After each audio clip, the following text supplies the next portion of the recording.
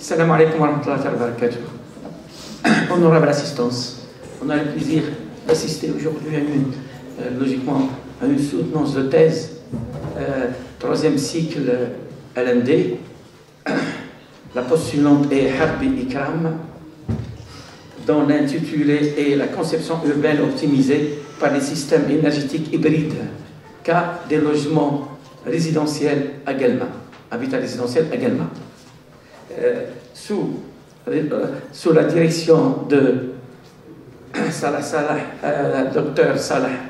Salah Salahana et la co-directrice Rablez Halima, assistée par les experts. À ma gauche, c'est professeur Alqama Jamel, professeur 8 mai 45, université de Guelma. Aussi, on a comme en ligne une autre experte, c'est Ariane Houria, professeur Ariane Houria, Université Torah Constantine. On a aussi, je dirais, la troisième experte, c'est Jouet Fatima Zahra, docteur Jouet Fatima Zahra, Université 8 mai 45, Guelma. La doctorante, on va lui allouer à peu près 35 à 40 minutes d'intervention, de nous expliquer sa thèse, et après on passera aux questions et au débat. Vous avez la parole.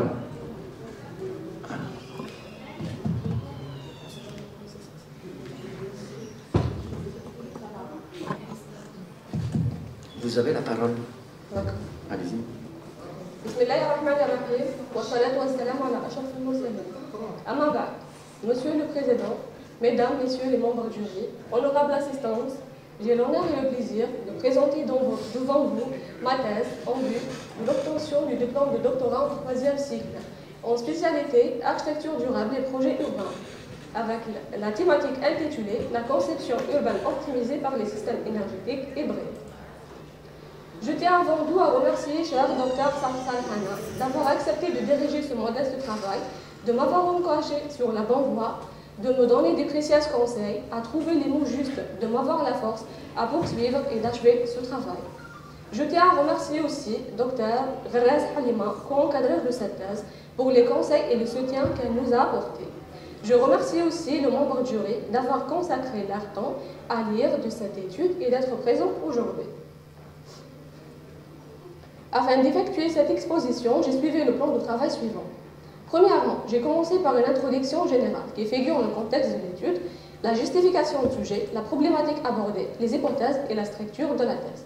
Deuxièmement, on a porté la lumière sur la méthodologie de ce travail, tout en commençant par la présentation de notre corpus d'analyse, ensuite les données de la consommation énergétique et à la fin, on va présenter une partie sur la production solaire hybride via les panneaux à bras solaires. Troisièmement, c'est la présentation des résultats. On va cibler les résultats de la simulation et de la calibration. Quatrièmement, c'est la description des résultats. On va porter la lumière sur les productions solaires photovoltaïques et thermiques, ainsi sur l'étude de corrélation entre les facteurs typomorphologiques et leur impact sur la production hybride. Finalement, j'ai terminé cette exposition par une conclusion générale qui résume les points saillants de cette recherche. On commence par l'introduction. L'énergie est au cœur de tout développement. Elle représente cependant un domaine le plus souvent négligé, peu étudié et mal connu des décennaires. Les chocs pétrolières intervenus dans les années 1973 et 1979 vont marquer une étape importante vers une prise de conscience internationale du poids de la facture énergétique sur les économies des pays du monde. L'utilisation des énergies renouvelables à grande échelle dans les environnements urbains est un choix énergétique durable pour l'avenir qui revêt une grande importance, car elle répond à la demande énergétique urbaine croissante et réduit les émissions. L'Algérie a adopté une dynamique énergétique verte en lançant d'ambitieux programmes de soutien aux énergies renouvelables et à l'efficacité énergétique. Parmi ces programmes figure le programme de soutien dénommé Taqanadela, signifiant littéralement énergie propre, et qui s'inscrit dans le cadre des partenariats stratégiques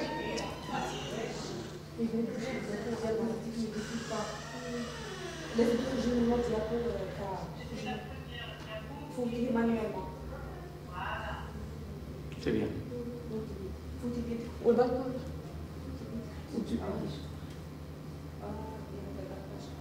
Des partages.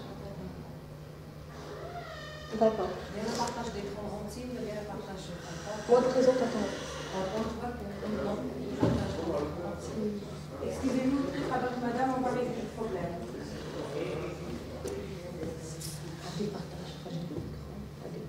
Les aléas.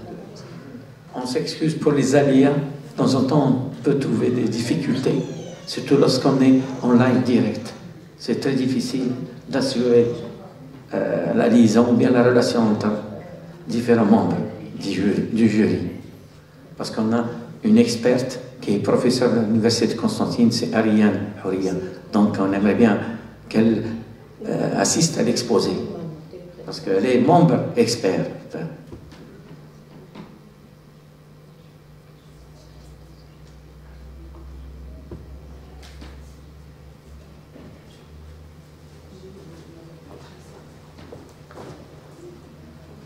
Allez-y, vous pouvez. L'Algérie a adopté une dynamique énergétique verte en lançant d'ambitieux programmes de soutien aux énergies renouvelables et à l'efficacité énergétique. Parmi ces programmes figure le programme de soutien dénommé Taqana Defa, signifiant littéralement énergie propre, et s'inscrit dans le cadre des partenariats stratégiques énergétiques de l'Union européenne avec l'Algérie. Taqana Defa a été pris en charge par les autorités gouvernementales en février 2011, soumis à une révision en mai 2015 et élevé au statut de priorité nationale en février 2016. La stratégie du gouvernement algérien repose sur l'exploitation des ressources renouvelables telles que l'énergie solaire, dans le but de diversifier les sources d'énergie et de préparer l'Algérie de demain. En associant les initiatives et les compétences, l'Algérie se lance dans une nouvelle ère de transition énergétique durable.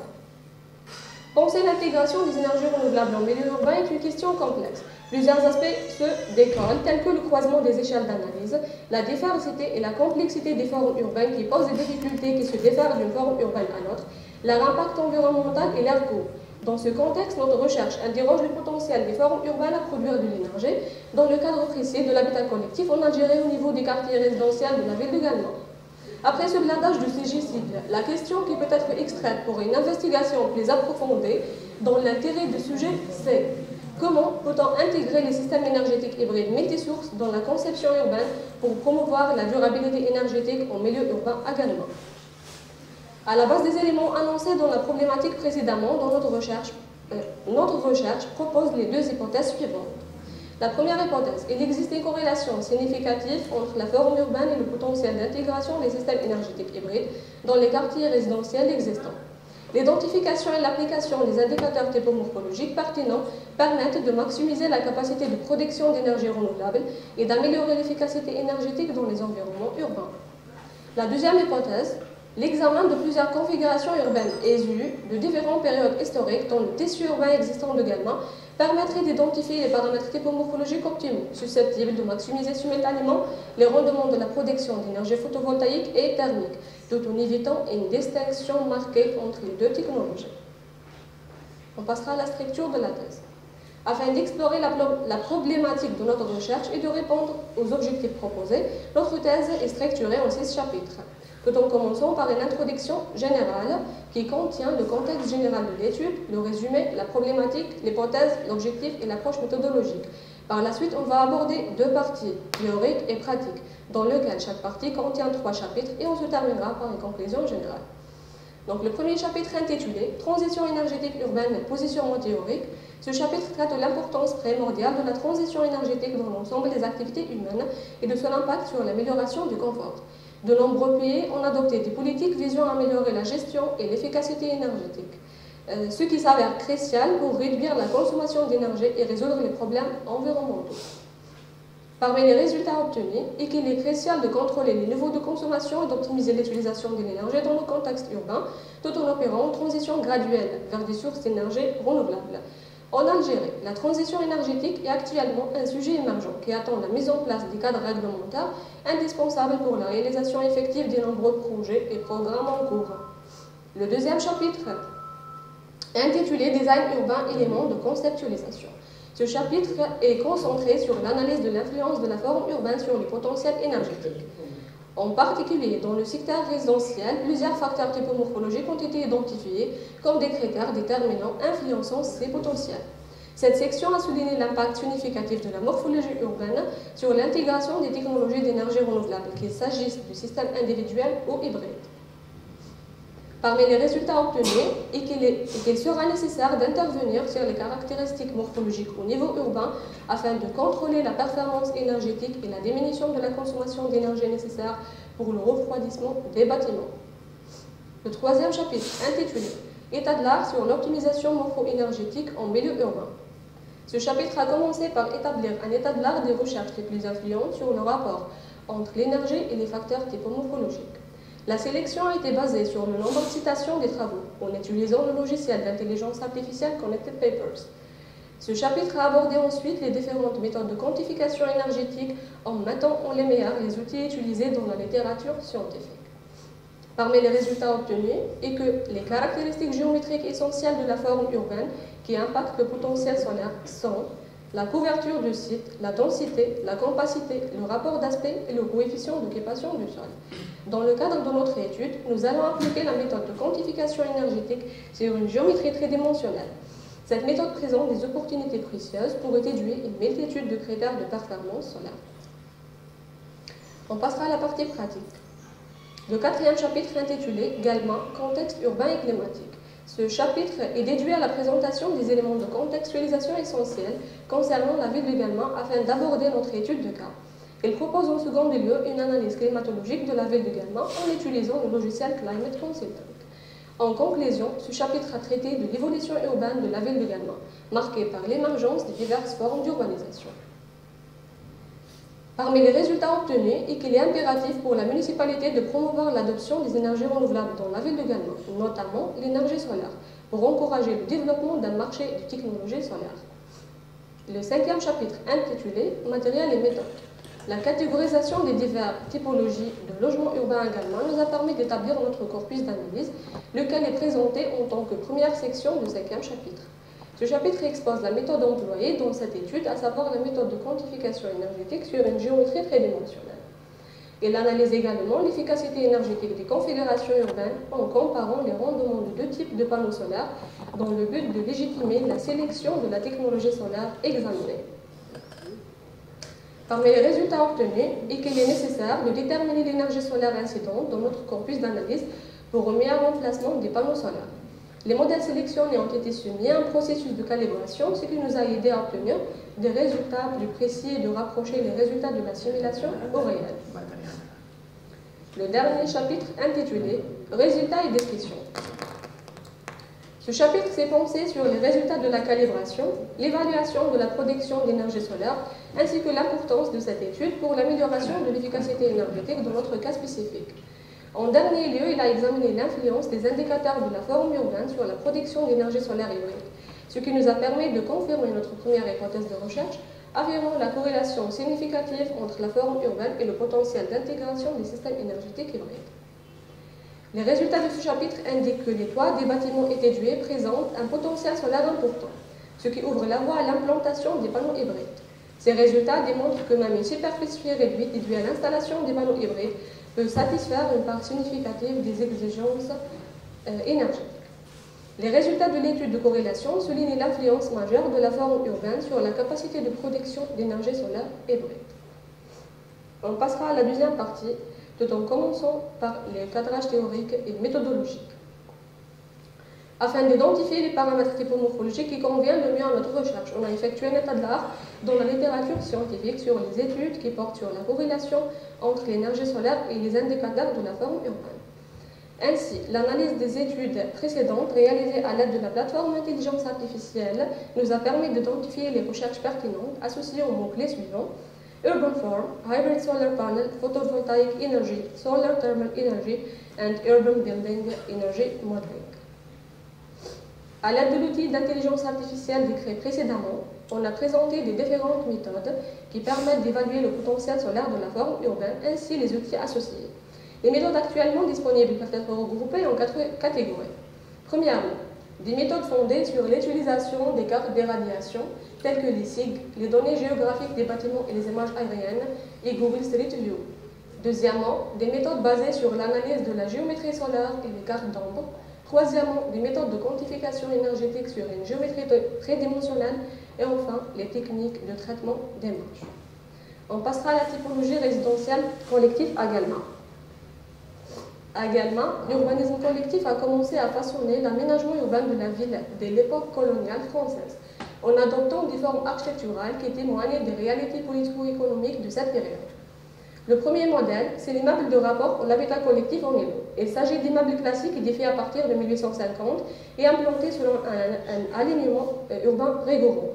En raison de leur nombre et de leur densité, ces édifices ont un rôle significatif dans le tissu urbain et l'aspect architectural de la ville. Leur agencement peut également être très influent sur leur performance énergétique. Le deuxième modèle, c'est les grands ensembles après la Seconde Guerre mondiale. Issus du plan de Constantine et conçus principalement pour la population locale, ils apparaissent à partir des années 1950 dans le cadre des HLM. Leur architecture se caractérise par des structures répétitives et des solutions techniques simplifiées. Après l'indépendance, l'idéologie moderniste prend de plus en plus d'ampleur dans le domaine de l'urbanisme. Des solutions à l'insuffisance des logements sont explorées en s'inspirant des pratiques d'urbanisme françaises, notamment en reproduisant le concept de plan sans rue, caractéristique de l'urbanisme moderne. Sur le plan typologique, cela se traduit par les grands ensembles usés du programme planifié ZUNA, réalisé également à partir des années 1970. Il se caractérise par l'implantation des bars répétitifs groupés en quantité sur de grandes parcelles en moyen périphérique. Le nombre de niveaux des bâtiments varie entre 4 et 5 étages, à l'image des quartiers Gardor Tahar, Siti Agabi, Siti Frasadan, etc. À Guelma, comme ailleurs en Algérie, les nouvelles tendances de l'urbanisation et les méthodes concrètes de leur mise en œuvre vont métamorphoser le paysage urbain de la ville, notamment par l'introduction de nouvelles formes de logement collectif qui, sur un plan morphologique, tendent à rompre avec le plan sans rue des époques précédentes, avec une configuration tendant à retrouver de plus en plus de densité en reproduisant des configurations proches de l'îlot. Le premier modèle, c'est les ensembles issus de l'intervention publique ou privée à cadre social. Émergé dans les années 1990, il se distingue par une variété esthétique limitée malgré quelques ajouts architecturaux. Ce genre d'habitat, qui représente une part importante des programmes de logement jusqu'à présent, se caractérise par des configurations similaires à celles des lots, avec une tendance croissante vers la compacité et la densité telles que Siti Khenda, Siti Amir Abdelkader, etc. Le deuxième modèle, c'est les grands programmes planifiés.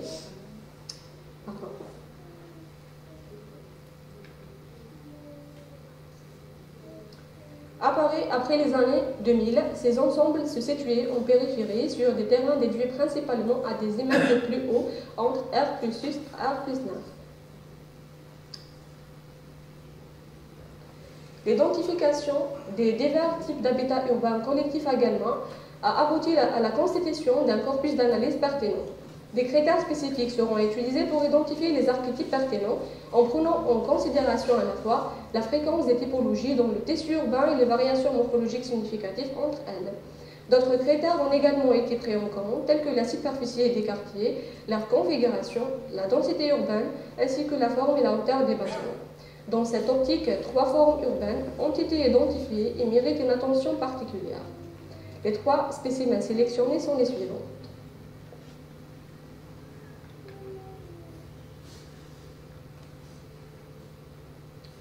Le premier cas d'étude, c'est l'immeuble de rapport de type colonial. Érigé en 1850, constitue un archétype des formes urbaines qui façonnent le cœur des centres-villes de Guelma. Il se compose d'îlots monoblocs en R+1. L'îlot en question comprend 25 logements avec des bâtiments mitoyens et alignés les uns aux autres. Le deuxième cas d'étude, c'est les grands ensembles issus du programme planifié ZUNA, l'exemple de Siti Ghador Tahar. Ces blocs érigés en 1980 se composent de 5 niveaux distincts, chacun abritant 3 logements. L'archétype B comprend 45 logements. Le dernier cas d'étude, c'est les grands programmes planifiés, l'exemple de Pôle Sud. Ces blocs construits en 2010 est composé de 7 niveaux bien distincts contenant 2 logements en chaque étage. L'archétype C comprend 72 logements.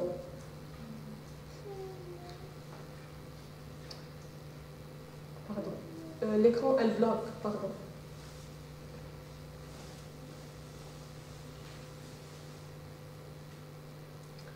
Donc, le cadrage méthodologique consolidé par la contextualisation climatique urbaine de notre terrain d'intervention nous en permet de définir le processus méthodologique le plus approprié à cette recherche. L'approche retenue pour le présent papier est donc la méthode de quantification énergétique sur une géométrie tridimensionnelle. Dans cette perspective, l'approche méthodologique débutera par le choix de 3 types d'estains de formes urbaines résidentielles collectifs situés dans la ville de Galma. Par la suite, les 3 modèles urbains sont élaborés en utilisant l'outil de simulation énergétique des bâtiments CTSIM-Pro. Le processus débute par la modélisation des formes géométriques urbaines en 3D à l'aide d'AutoCAD et SketchUp. Ensuite, le modèle 3D ainsi créé est transformé dans CTSIM-Pro. Dans cette étape, il est impératif d'intégrer toutes les données relatives au bâtiment et au climat du site en utilisant Météonorme 7.2. En outre, nous allons calculer l'énergie solaire globale incidente reçue par l'enveloppe du bâtiment sur CTSIM-Pro, dont nous effectuons l'étalonnage du modèle choisi. Enfin, nous allons incorporer et modéliser les technologies solaires appliquées sur les toitures des bâtiments, examiner, puis calculer la production d'énergie de ces technologies solaires par rapport à la surface globale des enveloppes des bâtiments étudiés. En ce qui concerne les données de consommation énergétique, les données relatives à la consommation d'énergie ont été obtenues auprès de la Société algérienne de l'électricité et du gaz, agence commerciale de Galma. Le tableau suivant représente l'intensité de la consommation énergétique qui est obtenue par le rapport consommation énergétique des cas d'étude en kWh sur la surface des bâtiments en mètres carrés. Le tableau représente aussi la demande énergétique qui est obtenue par le rapport demande du chauffage ou climatisation des cas d'étude en kWh sur le volume de bâtiments en mètres cubes. On passera à la saison de chauffage et de climatisation. L'introduction de la méthode du degré-jour remonte à la fin des années 1920. Elle vise à évaluer les exigences mensuelles et annuelles en termes de chauffage et de refroidissement des bâtiments. Les facteurs HDD et CDD sont définis comme des facteurs qui indiquent les besoins de chauffage et de climatisation respectivement. La saison de chauffage est définie par la période pendant laquelle les HDD sont supérieurs aux CDD, tandis que la saison de refroidissement est l'inverse. Pour la ville de Galma, la saison de chauffage s'étend du 10 octobre au 10 mai avec 212 jours. La saison de refroidissement correspond au reste de l'année, comme le montre le graphe. Et on se terminera cette partie par la production solaire hybride. Pour effectuer le choix des panneaux hybrides, plusieurs critères doivent être pris en considération, notamment les coûts et le retour sur investissement, la durabilité, etc. Toutefois, dans le cadre de notre recherche, qui est axée sur l'évaluation du rendement énergétique des différentes configurations urbaines, nous avons accordé une attention particulière aux critères de rendement énergétique qui sera pris comme le principal critère de sélection. Donc, notre choix se porte sur le panneau Abora Solaire. Cette société conçoit, développe et fabrique le panneau solaire le plus rentable du monde, avec un rendement de 89%, réalisant ainsi un record mondial certifié. On passera à la troisième partie, tout en commençant par les résultats de la simulation. Le choix de l'emplacement des panneaux hybrides photovoltaïques thermiques sera basé sur l'irradiation solaire annuelle comme indiqué par le logiciel CTSIM-Pro. Le nombre des panneaux hybrides installés sur le toit est déterminé à partir du ratio entre la consommation annuelle de chaque spécimen et la production annuelle des panneaux hybrides. Cela a donné un résultat de 55 panneaux pour le spécimen A, 84 pour le spécimen B et 64 pour le spécimen C. Cependant, les panneaux hybrides peuvent projeter des ombres sur le bâtiment, réduisant ses gains solaires. Comme CTSIM ne peut pas modéliser cet effet, il est nécessaire d'utiliser 3 configurations différentes pour évaluer l'impact des systèmes hybrides sur les toitures. Le premier modèle, c'est le modèle de référence qui simule la forme urbaine de base sans panneau hybride pour obtenir des estimations de chauffage et de climatisation. Le deuxième modèle, c'est le modèle avec couche d'ombre qui simule des panneaux hybrides qui ne produisent ni électricité ni chaleur, mais génèrent des ombres sur le toit. Et évalue l'effet de ces ombres sur le chauffage et la climatisation par rapport au modèle de référence. Le dernier modèle, c'est le modèle avec couche photovoltaïque thermique qui permet de simuler des panneaux hybrides qui génèrent à la fois de l'électricité et de la chaleur. Il analyse l'influence de cette production d'énergie sur les 3 spécimens sélectionnés. On passera au résultat de la calibration. L'étalonnage présenté pour le tableau ci-dessus montre que pour le chauffage à partir de 18 degrés Celsius, les températures diminuent dans les spécimens A et C mais augmentent dans le spécimen B. Pour la climatisation, à partir de 25 degrés Celsius, les températures augmentent dans tous les spécimens, avec des variations entre eux. Ces résultats indiquent des ajustements distincts selon les spécimens pour le chauffage et la climatisation. La comparaison entre la consommation réelle et estimée pour chaque spécimen nous permet d'identifier les tendances générales que l'on peut affirmer que les incertitudes entre les valeurs réelles et les valeurs simulées sont très minimes, avec 0,35% d'incertitude comme pourcentage maximal en climatisation et 0,31% d'incertitude pour le chauffage. C'est ainsi que l'on peut conclure que le spécimen d'analyse ne présente pas des erreurs systématiques dans la modélisation et que l'écart minime trouvé peut être lié à certaines conditions météorologiques spécifiques ou même à l'utilisation de données climatiques moyennes de Météonorme 7.2 et ne peuvent pas influer la pertinence des résultats. On passera à la quatrième partie. On commence par la protection solaire photovoltaïque thermique. Les bâtiments des diverses formes urbaines de 3 cas d'études sélectionnés démontrent une variation significative en termes de production d'énergie photovoltaïque et solaire thermique. L'éventuel de la production énergétique suit plusieurs paramètres. Parmi ces derniers, c'est la configuration urbaine, c'est-à-dire les facteurs topomorphologiques de chaque spécimen d'étude. La forme urbaine C affiche le plus haut niveau de production photovoltaïque, atteignant 992,25 kWh par mètre carré par an, suivie par la forme urbaine B avec 749,23, tandis que la forme urbaine A présente le niveau le plus bas de production électrique, soit 621,86. En revanche, en ce qui concerne la production solaire thermique, la forme urbaine C affiche la valeur la plus basse avec 193,20, suivie de la forme urbaine B avec 276,34, tandis que la forme urbaine A présente la valeur la plus élevée de production solaire thermique, soit 302,89. Ces résultats peuvent s'expliquer par que la forme urbaine A se caractérise par des bâtiments de faible hauteur et une grande densité et des rues étroites, présentent des inconvénients majeurs en termes de protection photovoltaïque, mais offrent des avantages significatifs pour la protection thermique. En revanche, dans le cas de la forme urbaine C, qui se distingue par des édifices plus élevés que ceux de la forme A, une densité moyenne et des voies larges. La forme urbaine B est avec la forme urbaine la plus faible en densité, avec ses bâtiments moins hauts que la forme urbaine C et la rue de petite taille se caractérise par une production photovoltaïque plus élevée que celle solaire thermique, mais à faible quantité par rapport à celui de la forme urbaine C. Les résultats obtenus, tels qu'indiqués dans le tableau suivant, démontrent que la production moyenne annuelle d'électricité solaire photovoltaïque peut satisfaire entièrement la demande en électricité des spécimens A et B ainsi que celle des spécimens C, répondre à environ 43 à 51% des besoins de chauffage en hiver.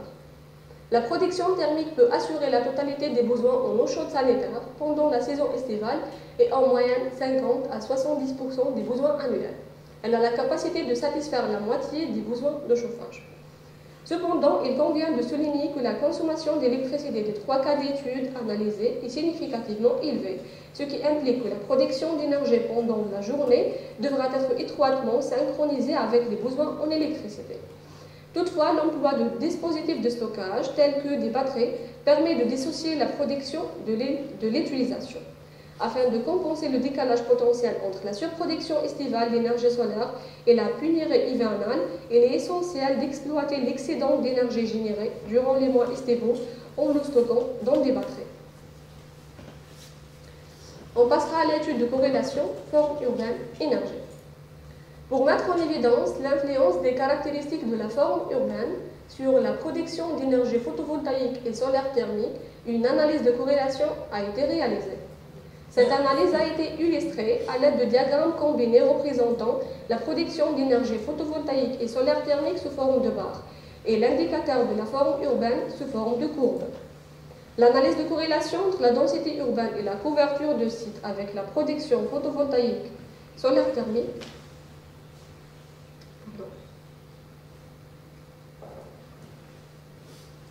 L'analyse de corrélation entre la densité urbaine et la couverture de site avec la production photovoltaïque solaire thermique révèle une tendance inverse par rapport à la corrélation avec la compacité. Toutefois, les variations de ces 3 facteurs semblent avoir des effets fluctuants sur la production photovoltaïque solaire thermique. Il est clair que la combinaison d'une densité élevée, 7,85, et d'une couverture de site 0,8 avec une capacité réduite 0,13, comme le montre le spécimen A, est la plus favorable à la production de solaire thermique, mais la plus défavorable à la production d'électricité photovoltaïque. Les graphiques utilisés pour cette étude suggèrent que ces facteurs typomorphologiques ont des influences qui ne sont pas toujours évidentes et qui peuvent s'entremêler, rendant l'analyse des systèmes énergétiques hybrides plus complexe. Lorsqu'on examine la corrélation entre le rapport hauteur des bâtiments sur largeur de la voie et le coefficient d'occupation du sol, on observe que la production de photovoltaïque et de solaire thermique varie de manière similaire. Cette constatation démontre qu'un rapport hauteur sur largeur élevé 1,75 et un coefficient d'occupation du sol élevé 5,4 sur la sortie d'un panneau solaire hybride peut entraîner une production d'électricité photovoltaïque la plus élevée et une production solaire thermique la plus faible, comme le montre le spécimen C. Si ces indicateurs indiquent des bâtiments plus hauts par rapport à la largeur de la rue, cela explique parfaitement l'impact positif sur la production électrique dû à l'exposition accrue des toits à l'ensoleillement, ce qui facilite l'installation de panneaux solaires et réduit le risque d'obstruction ou d'ombrage. Cependant, il existe une relation inverse avec la production de solaire thermique. Ce résultat s'explique par le fait que les collecteurs solaires thermiques des panneaux hybrides sur des bâtiments plus hauts sont souvent exposés à des vents plus forts, ce qui peut accélérer le flux d'air autour des collecteurs solaires thermiques, ce qui réduit son efficacité. Il est également important de noter que de nombreux autres facteurs, tels que l'environnement immédiat et le microclimat, contribuent aux fluctuations observées dans la production photovoltaïque et solaire thermique. Les résultats que nous avons obtenus sont en accord avec les données de la littérature scientifique concernant l'influence de la morphologie urbaine sur le potentiel énergétique, telle que l'étude de Mohajri et ses collègues 2019, Tian Xie 2021 et Mahaya et ses collègues 2022. Et on se terminera par la conclusion. Donc, l'objectif principal de cette étude est d'approfondir la compréhension du potentiel solaire des configurations urbaines, à la facilité d'identification de configurations urbaines plus appropriées pour l'intégration de systèmes hybrides dans 3 archétypes de bâtiments résidentiels également. L'étude de corrélation entre les indicateurs de la forme urbaine et la production d'énergie solaire hybride nous a permis de confirmer notre première hypothèse de recherche, affirmant la corrélation significative entre la forme urbaine et le potentiel d'intégration des systèmes énergétiques hybrides. Les résultats de cette étude ne confirment que partiellement la seconde hypothèse de recherche, en démontrant qu'il n'existe pas de forme unique garantissant une production optimale. Il s'agit plutôt d'une combinaison de plusieurs facteurs conduisant à la meilleure configuration possible. De ce fait, en l'absence d'une configuration urbaine optimale pour la production hybride, les ensembles usés de l'intervention publique ou privée à cadre social, construits dans les années 2000, semblent être un modèle exemplaire pour le contexte spécifique de Galma. Sur la base de cette analyse, ces conclusions peuvent être appliquées à d'autres villes algériennes présentant des environnements climatiques et urbains similaires à ceux de Galma. Ces résultats ont des implications pratiques significatives pour les recommandations en matière de construction de planification qui seront intégrées dans les instruments de planification urbaine future, d'autant plus que l'Algérie est en voie de redéfinir sa politique de transition énergétique. En ce qui concerne les limites de la recherche, premièrement, d'après une étude antérieure qui se fait sur le comportement des occupants, où nous avons montré que ces derniers ont un impact très important sur la consommation énergétique des bâtiments résidentiels. Deuxièmement, dans notre étude, nous avons obtenu une différence entre la consommation réelle et la consommation estimée d'un petit écart, en raison de l'utilisation des données climatiques météonormes, qui sont des données climatiques moyennes et ne représentent pas les conditions météorologiques réelles pendant la période de mesure. Finalement, cette estime est basée sur les hypothèses de modélisation simplifiée afin d'établir un lien entre les besoins de données d'entrée, les exigences et le temps de calcul. Parmi ces limites, cette estime ne peut pas modéliser l'effet indésirable des panneaux solaires. Ce dernier projetera une ombre sur le bâtiment, réduisant ainsi ses gains solaires. En ce qui concerne les perspectives de développement, premièrement, cette étude se porte sur la corrélation entre les facteurs typomorphologiques et le potentiel hybride photovoltaïque solaire thermique.